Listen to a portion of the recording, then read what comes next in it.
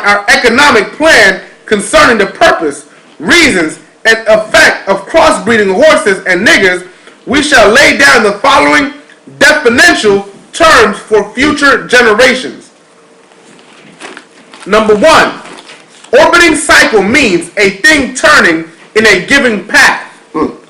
Axis. Number 2, axis means upon which or around which a body turns.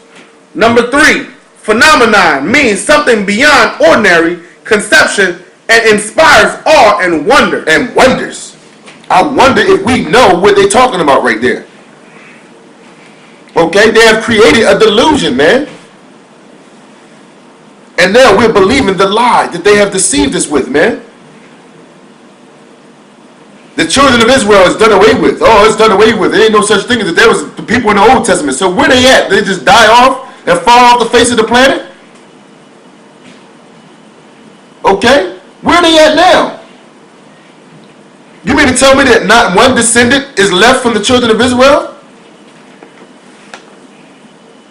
Then what are they talking about in James 1:1? Huh?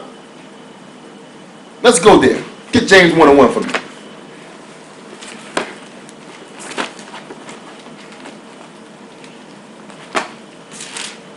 And we're going to give you the strong so you can research something yourself. It's something important I want to show you that it says in James 1:1.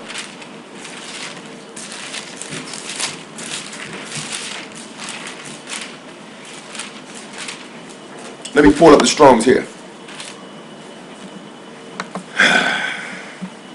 Oops. Here we go. Let's see and check out what it says here in James 1:1.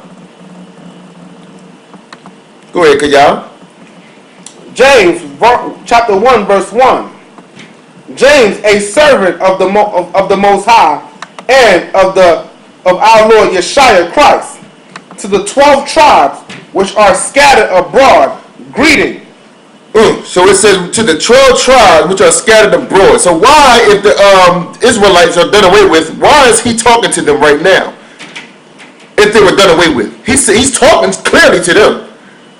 Okay? To the 12 tribes that were scattered abroad. Now let's do the Strongs on something real quick. Okay? Let's see here.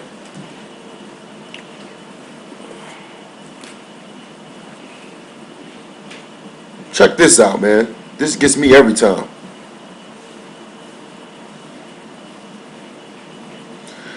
When you go to the Greek and it says are scattered abroad, you go to the Greek 1290. Okay? When it says scattered abroad, it means diaspora, which means the diaspora. That's what the diaspora means. So when you do 1290, let's find out what it actually means to be scattered abroad. What does it mean in the Strong, brother? In the Greek? Dispersion. That is, specifically and concretely, the converted Israelites resident in Gentile countries. Read it again. The Israelites what? Israelite resident in Gentile countries. Look at us now. If we are not the people, then who is? Who is? Is this our country? It tells us right here in James 1:1. It was right there the whole time. Israelites resident in Gentile countries, man. Man. I mean, that's so clean, man. We don't want to pick up a book for nothing. We don't want to pick up no Strongs. They don't want the Strongs. Maybe that's too deep for them. For the YouTubers and all them other people out there that don't want to believe. Okay? Let's go back. I just wanted to bring that out because I'm here, and listen, I don't have none of these scriptures written down in front of me right now. This is the Spirit leading me to these scriptures because this here it cannot be denied. They wrote the book. We didn't write that book. Okay, we didn't write that Willie Lynch letter. He wrote that. Okay, we just following up with scriptures. That's all we doing. Go ahead. Number 4. Multiplicity means a great number. Number 5, sphere means a globe. Number 6, crossbreeding a horse means taking a horse and breeding it with an ass, long-headed mule that is not reproductive nor productive by itself. Now let me go here. Let's do that. You can start here. Okay. Controlled language. Crossbreeding completed for further servants. From their original beginning, we must completely annihilate the mother tongue. Let's read it again. Crossbreeding completed. For further severance from their original beginning, we must completely annihilate the mother tongue. See, they knew that we had another tongue. We didn't speak African. We spoke Hebrew.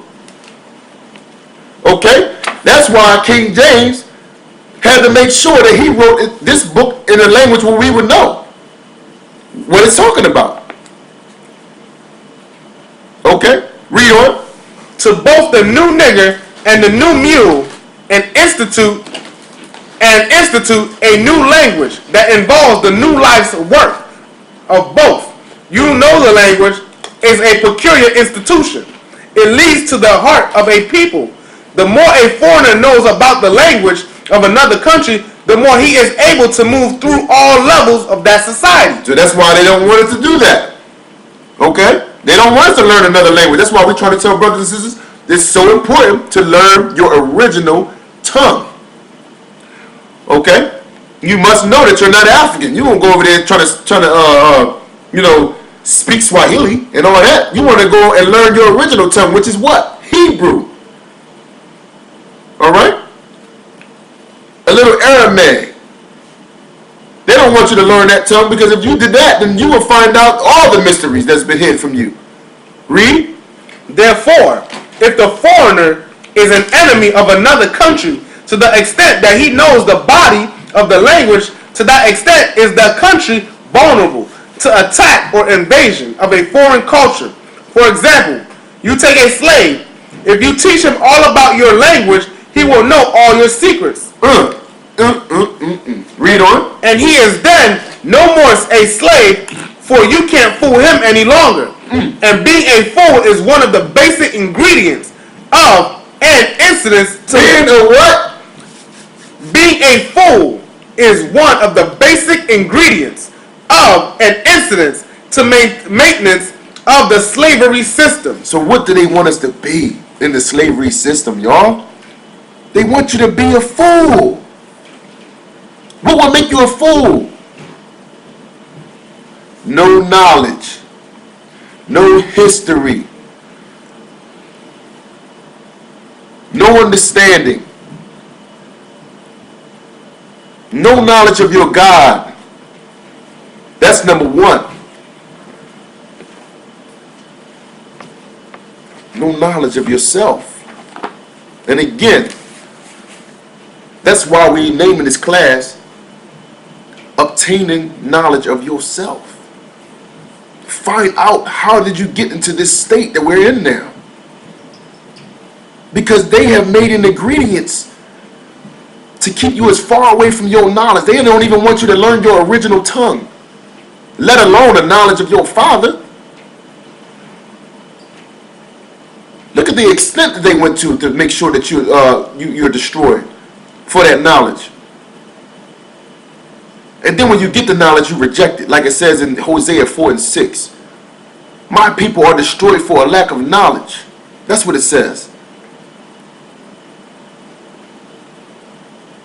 Read on.